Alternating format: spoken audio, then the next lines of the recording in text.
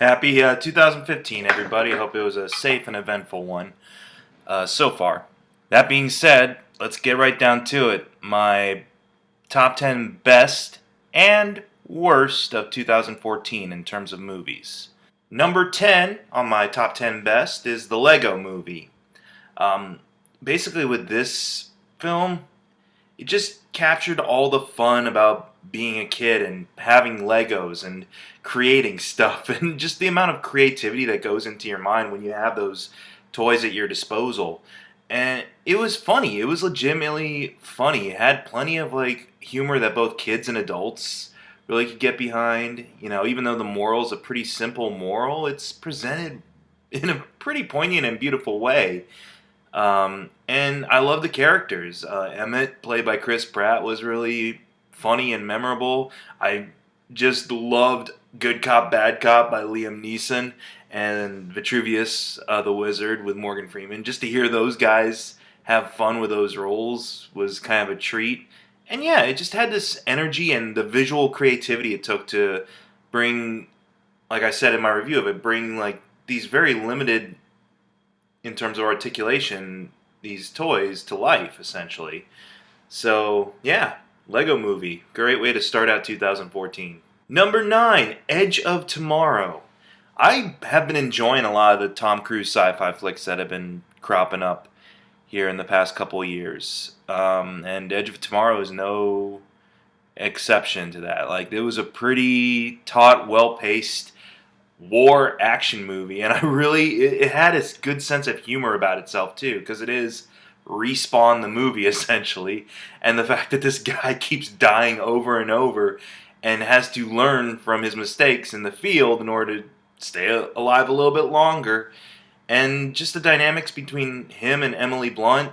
Like, she's a very solid character, and the story, you know, for the most part, it fills in all those logic, you know, what could be nitpicking points pretty well for the most part. And it's just all around, it was a fun action ride and a unique take on alien warfare and that type of stuff. And it did feel like you were watching what could be a legitimate video game movie. Like, if it was about the actual video game character, not just storyline, if that makes any sense. Like, if you're just following a drone from Halo who just gets shot over and over and has to respawn in the exact same place. So, yeah, Edge of Tomorrow, live, die, repeat, all you need is kill, whatever you want to call it. It was my number 9. Number 8, Guardians of the Galaxy. Man, talk about taking a franchise that really no one probably was as familiar with as, say, Iron Man or Captain America or the Avengers, and making something really awe-inspiring and special. The humor was great. The characters, you know, even though with the Avengers we'd had a series of standalone movies to build these characters up, these Guardians only had one film to get us to like them, and they did it pretty well, really, right out of the gate. Yeah, turning Chris Pratt into a top-notch action hero in that sense, and everyone all around. Even though I love Rocket Raccoon and Groot, my favorite character was Drax. Just the downplaying Dave Bautista had for that character was really funny, and you know, everyone brought a solid installment to the Marvel Universe there, and as a kind of a standalone film that has bigger implications for the rest of the universe, it delivered on all fronts, I felt. So, way to go, Guardians. I look forward to more. Number 7, Gone Girl. Now, this is the film some of my coworkers over at Neverending Radical Do weren't too keen on. Some people were keen on it. For me, I enjoyed it thoroughly.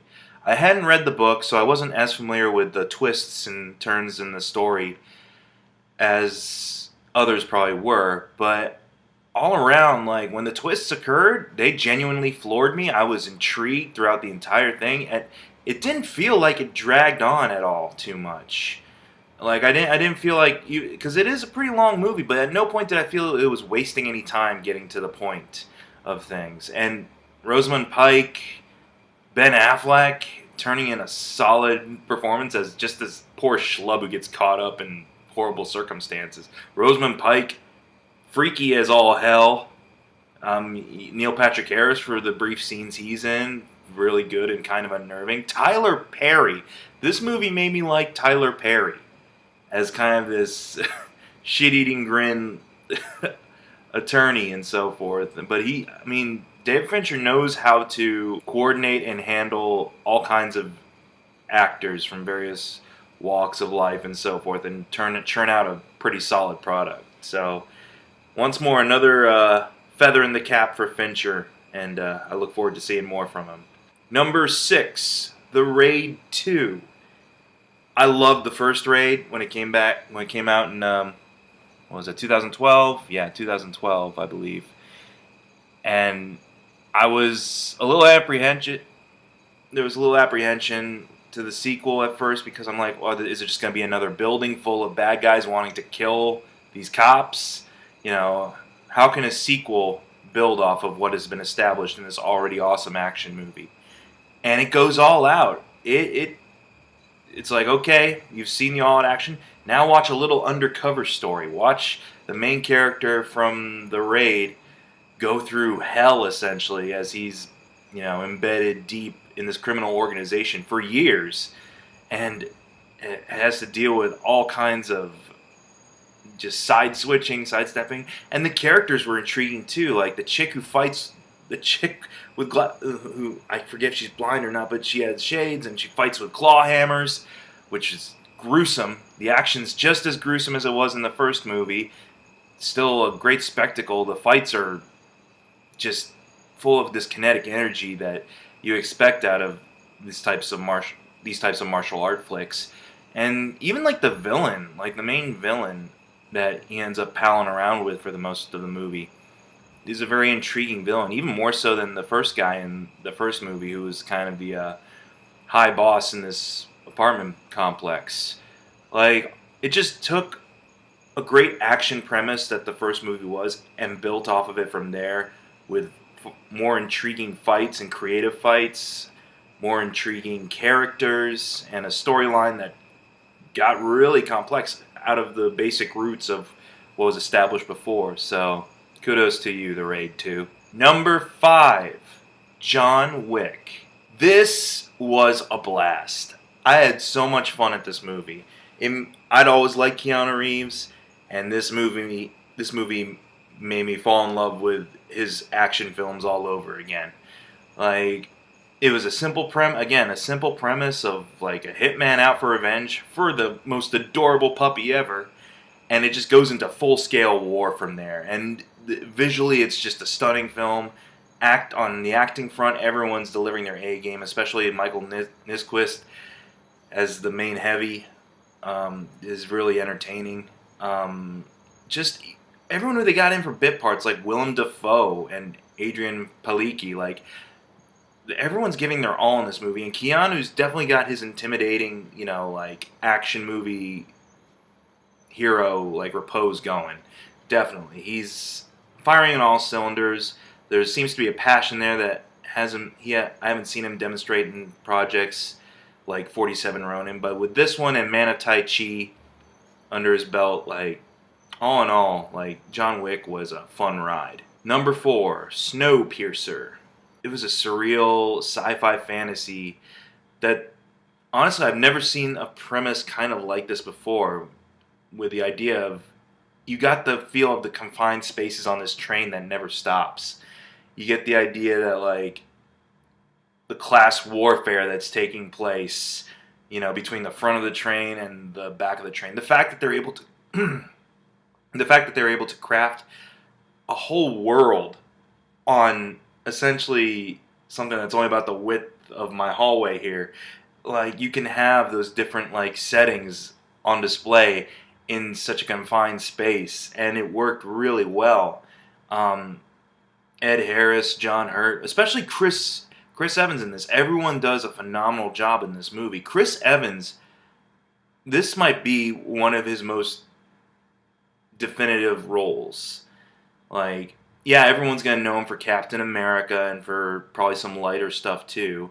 Maybe even the Iceman for his role in that. But this movie, with him as the lead, he was very much the heart and soul of this picture.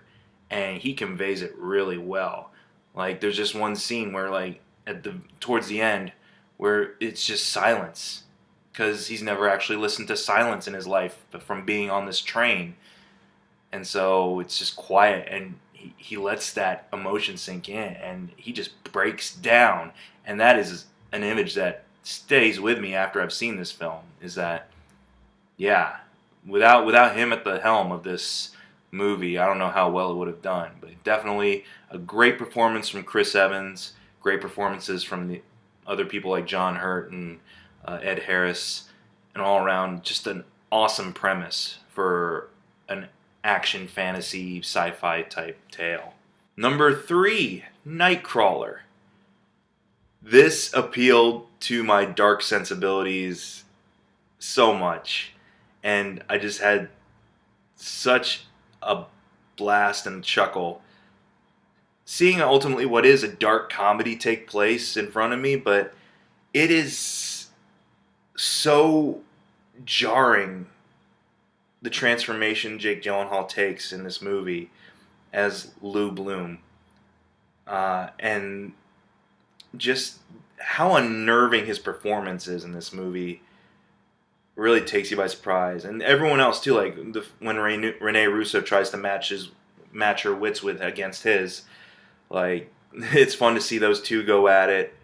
Even when he's got his junior partner there with him, like and trying to negotiate like his rates, like that's really fun to kind of watch. But just the little things he does in order to get the story he wants, and how he very, very much so leaps beyond the line of ethics and morality to accomplish his goals is it's hilarious how much he gets away with it and how much of a bullshitter he is in the end. But it's also, like I said, jarring and uncomfortable, but in the right kind of uncomfortable where you're like, oh man, this guy is skeevy as all hell. I love this movie. So that's definitely what secured Nightcrawler in the number 3 spot for me. Number 2, Captain America, The Winter Soldier. Winter Soldier took Cap, who at this point in the Marvel Cinematic Universe I always felt was kind of the fledgling Avenger. I mean, I know the character's great and all, but in terms of the movies, he was his origin story movie was great, but it just didn't have the pop that Iron Man or even Thor had for me. His role in the Avengers, he was very much so overshadowed by the likes of Hulk and Loki and things like that. When he's given his second movie here as as a standalone essentially, wow, like it really not just proved to be a game changer for the universe's storyline, with many different revelations taking place and affecting things like Agents of S.H.I.E.L.D. and all the movies that are going to come after. But it was just a great all-around demonstration of why Captain America is a great character. And just the taut espionage aspect of this movie. It's by far the most grounded, I feel, Marvel movie since Iron Man. Like, it doesn't deal so much with, alien demigods or any of that stuff. It's down to earth, like political subterfuge, betrayals left and right, all around, like I said, full on spy thriller espionage type action. And yeah, I'm appreciative for that, because really we hadn't seen something this, I want to say, not dark. Well, yeah, I guess dark would be the appropriate word for it. It is kind of a darker story for Marvel to tell. It ends with most of our heroes okay, but there's still kind of a grim note to it. And I was really, really impressed by the fact that Marvel was willing to get its hands a little bit dirtier with not just this, these properties which are now co-owned by Disney, but also with a character that, for the most part, has had in his history has had a very pristine type of image, and yeah, it's definitely the one I've rewatched the most since I got on DVD. And finally, number one, Interstellar. And again, I know this is kind of a polarizing choice for some people out there. Some people, you can nitpick to death everything scientifically based about it. You can nitpick to death the plot. You can say, it's got it does, I'll admit, it does have that kind of hokey Nolan-esque dialogue where he has the need to over-explain probably to you what's taking place. But in terms of an overall film-going experience and a visual experience and an acting experience, this film stayed with me ever since I saw it. The performances from Jessica Chastain, from Michael Caine, from Matthew McConaughey, and Anne Hathaway, the list goes on and on. They're astonishing. They're very well crafted performances. The visuals are just awe-inspiring, especially when you factor in that, yeah, there's some CGI here and there, but also there's a lot of practical stuff taking place there to make it feel like it's all part of the same world. And it's beautiful. It's a beautiful movie. And the themes, even though, yeah, I said Nolan may have a tendency to want to over-explain these themes to you, it comes through pretty strong still.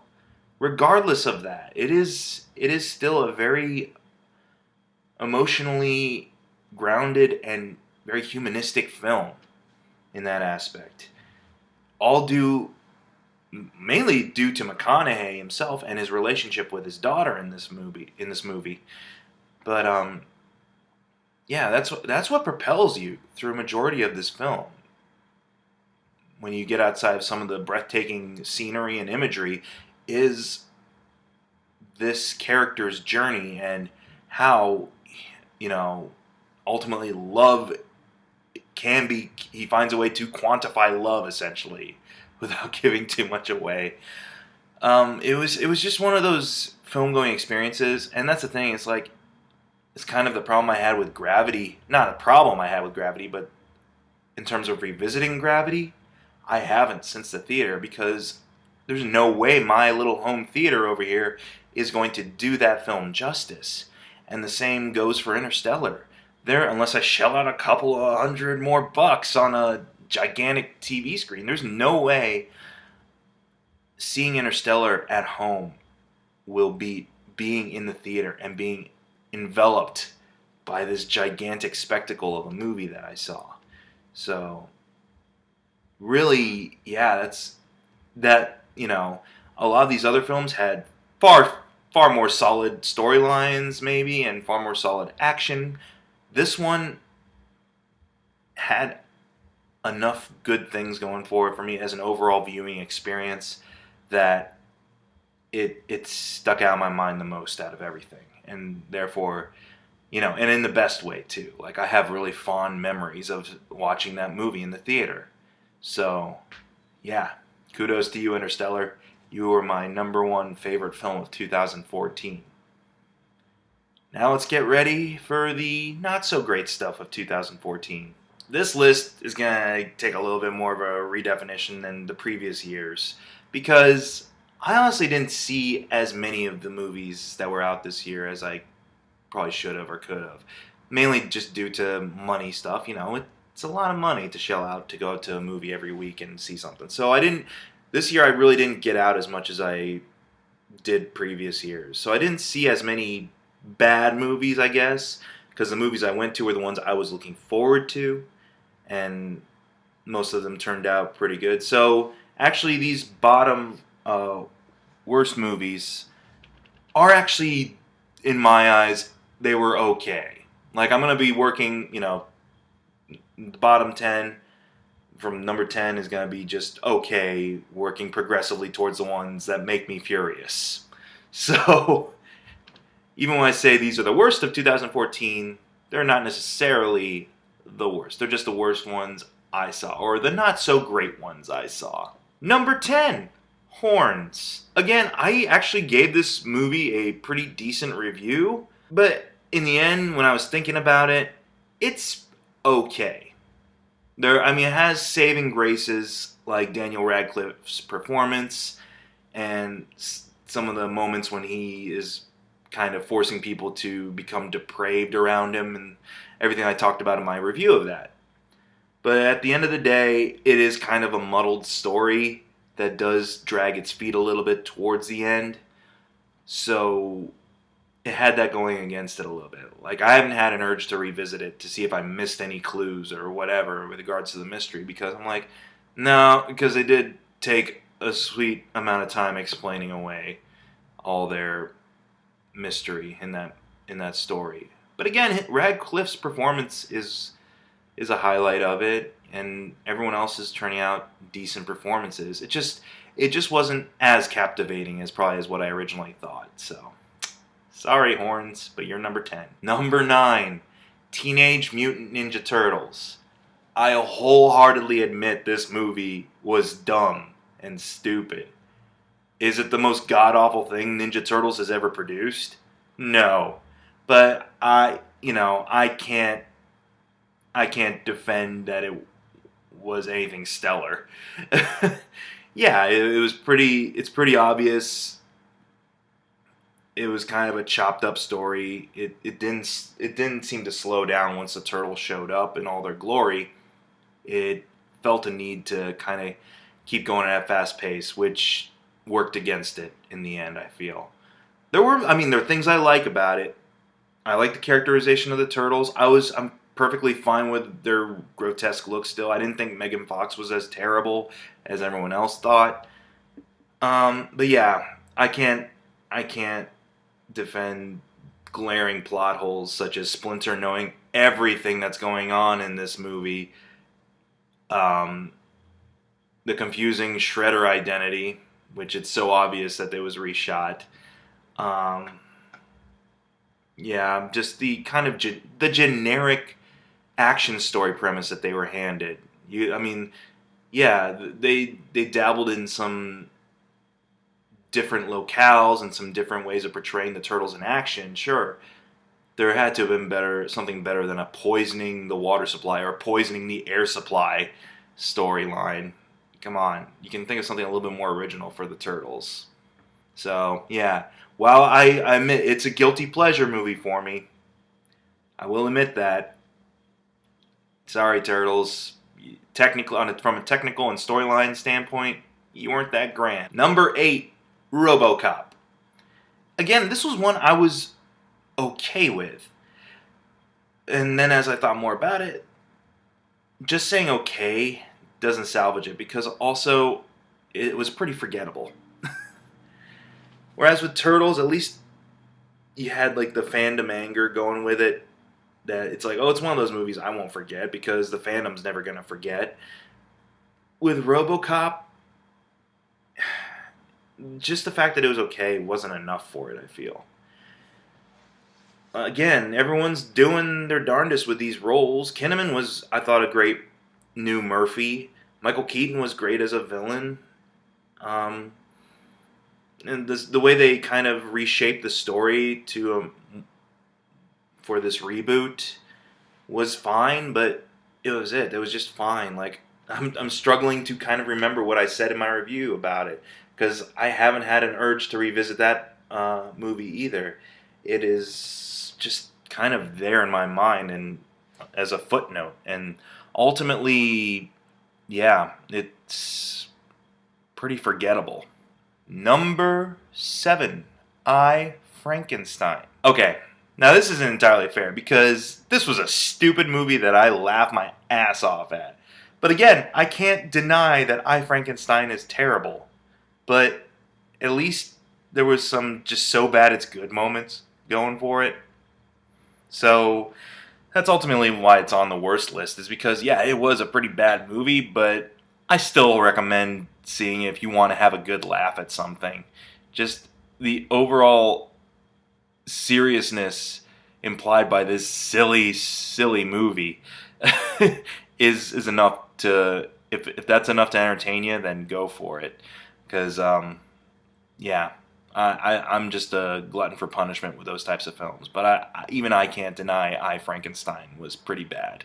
Number 6, Transformers: Age of Extinction. Again, another so bad it's amazing movie.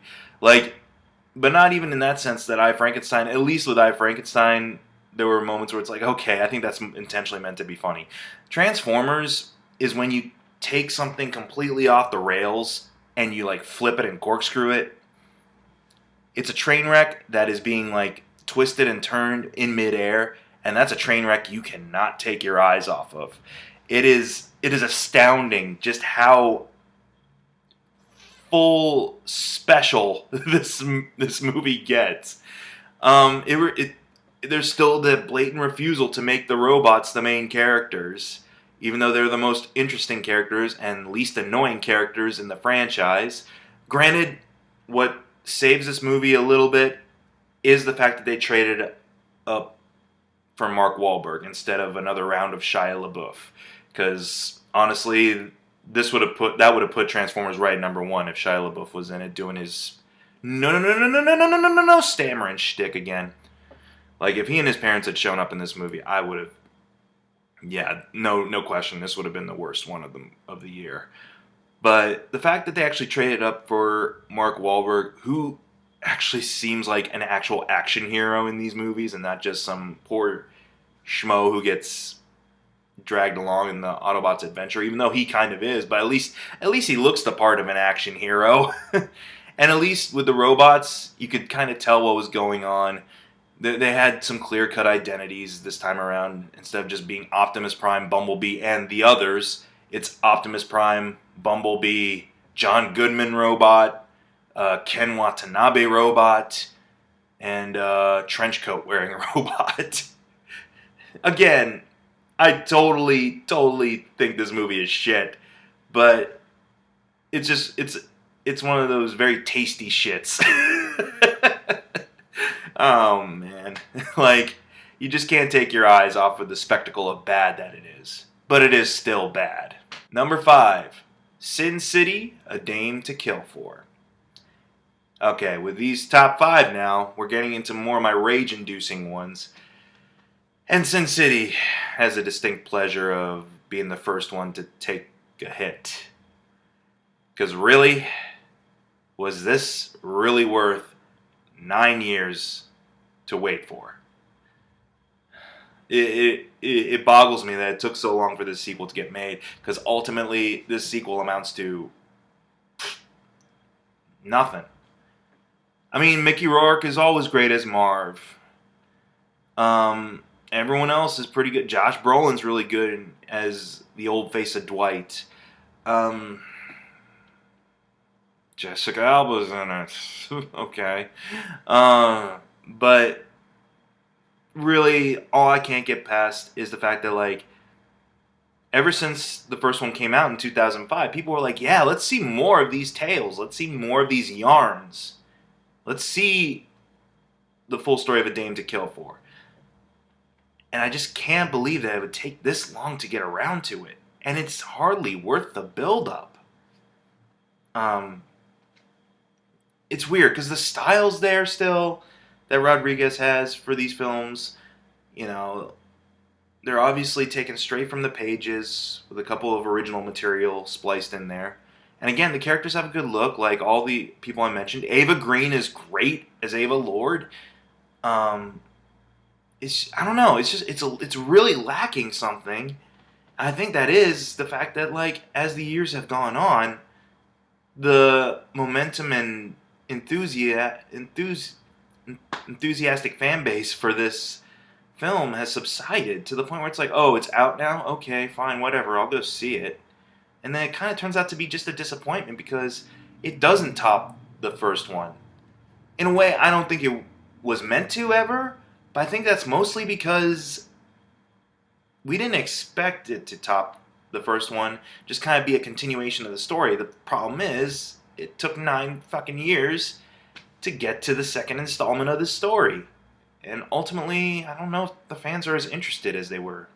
I mean, there was a little bit of interest from me, of course, to go see it, but when it was all said and done, I'm like, okay, I guess we'll expect the third installment in 2023. Number 4, Dumb and Dumber 2. Speaking of building up anticipation for a sequel, I'm sorry. I wanted to like this one. I like Dumb and Dumber. And Jeff Daniels and Jim Carrey still have that chemistry that works well. Then there were some aspects of the movie that made me chuckle a little bit, like the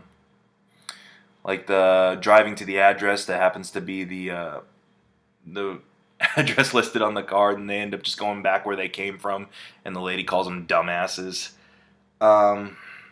There were small moments here and there where their chemistry still worked for me, but it did just feel like this one, as opposed to Sin City, felt like it was trying to really outdo its predecessor, and it was fully aware of it. And the laughs just weren't coming to me as easily as they were for the first movie. And I don't know if it's because, as I got older, it strained the logic sense of my brain to be like, there's no way these guys are still this stupid after 20 years, or that they're still, functioning after 20 years of this. And I don't know, because that's the thing. It's like I didn't want this movie to make me retroactively hate the first one, because I genuinely still like the first one, and I genuinely like Jeff Daniels and Jim Carrey. So I don't know. This one, it just there was intent there with them. They're not sleepwalking through the stuff. They're definitely bringing on their A game for the material as best they can. It doesn't feel. It's hard to explain. It kind of felt a little hollow inside after the end of it. So that's the thing. Dumb and Dumber 2 didn't give me so many laughs as much kind of introspective and analyzing what defines comedy for me these days. And I'm just kind of like, it kind of left me feeling depressed at the end. Number 3, The Expendables 3. It's amazing what difference a PG-13 rating can make. Because ultimately, a lot of the problems with this movie stem from 2 things. 1, the script is kind of shit. 2, the PG-13 rating. Now I'm going solely off of the theatrical release. I haven't seen the unrated version yet. I doubt it would be any better, just because I still have a lot of problems with the story and plot. But the PG-13 release, it's pretty clear this became an editor's nightmare. And not just an editor's nightmare, but cinematographer's nightmare, stuntman nightmare, special effects nightmare, because you take out all the blood, you make cuts that are like millisecond upon millisecond, so you can't tell what the hell's going on. Your shaky cam is all over the place, and I'm just assuming bad guys are just shooting themselves in the foot at this point, because everyone's just falling over. I don't know who's fighting who in this movie. And it doesn't help matters that we're spending a majority of the movie with these new kids on the block that Stallone hires to be his Expendables 2.0. Because these kids suck. First off, I think a good 75% of them aren't even actors. Right? Rossi's an MMA fighter. We have a boxer, Victor Ortiz. The other, oh no, one of them's from Twilight. I barely count him as an actor then. Yeah, it would be one thing if you handed over the reins to a new generation of action heroes who at least had some sense of charisma about them. These new kids didn't have that. And ultimately, yeah, I'm there to see the old school guys like Statham and Lundgren and Lee and Schwarzenegger. exchange one-liners and come to blows. And we get that for a little bit. Like with Stallone versus Gibson, Harrison Ford flying a helicopter. But it just wasn't enough. Too much of the movie revolves around this, well, we have to give it over to the new blood now. Except this new blood is pretty weak blood in terms of having a screen presence. If you want to turn over to new blood, turn it over to Chris Hemsworth. Turn it over to a guy like him. Turn it over to Chris Evans. Turn it over to I'm trying to think who else is a solid action. Well, Michael Shannon even, or something like that. Turn it over to someone who's actually got some chutzpah behind them, who can kind of carry a story.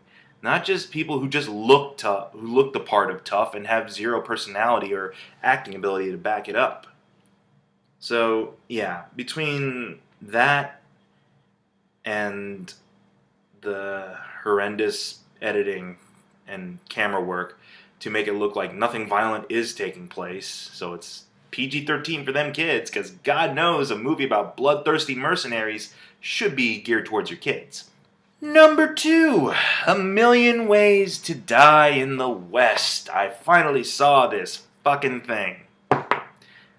And much how Dumb and Dumber 2 and Sin City: A Dame to Kill For almost retroactively crushed my love of the originals, A Million Ways to Die in the West came this close to making me hate Ted. And I love Ted. I think Ted was one of my favorites of 2012. I really enjoyed that story. I love the characters in it. I love the humor in it. A Million Ways to Die in the West. God, it just reminded me why I don't watch Family Guy anymore. Because, essentially, this was pure, unadulterated, unfiltered Family Guy, present-day Family Guy material. Just getting funneled through a feature-length film. Jokes start, then they stop. Talent's wasted. Liam Neeson's only in it for about 5-10 minutes. And ultimately the plot goes nowhere. The plot actually, at one point, just feels like it should have a climax with a duel, but then it drags on for about another 15-20 minutes. And it was aggravating, because the entire time I was watching it, and don't get me wrong, I think Seth MacFarlane can be a charismatic lead if he wanted. He had good chemistry with Charlize Theron, but as I was watching it, I just kept thinking, it's like, man, this is from the same guy who brought me Ted. And Ted actually there was heart to that story, I guess. If this was his kind of love letter to something like Blazing Saddles, it's kind of like why there's only one Blazing Saddles, so to speak. It was just dumb toilet humor for the most part. I mean, Ted had toilet stoner humor in it, but at least there was a heart behind the story. At least you gave a shit about the friendship between that bear and that man. And even the relationship between Mark Wahlberg and Mila Kunis in that movie, at least. With A Million Ways to Die in the West, it's all just done for, exacting humorous violence upon everybody. No matter what the consequences. You don't have a connection to these characters, so you don't give a shit when, say, Neil Patrick Harris's character has the runs, or whatever. You don't give a shit about Giovanni Ribisi and Sarah Silverman's marriage, and she's a slut and everything like that, and blah blah blah, because it's all just done as a cruel kind of joke, as that kind of cruel humor that Family Guy goes out of its way to do these days. It goes out of its way to offend just for the sake of offending, not for the sake of anything having to do with a story or a character build-up or whatever. It just does it for the sake of shock. And honestly, it's not that it doesn't shock, it's that that gets old. And it especially gets old when you see it for about almost 2 hours. So, yeah, A Million Ways to Die in the West. really bogged me down this year, and also came very close to making me retroactively hate Ted. Number one, The Other Woman. The movie I was actually in for .2 seconds. Yeah, this was a wreck. The most chintzy, by the numbers chick flick you could ever have.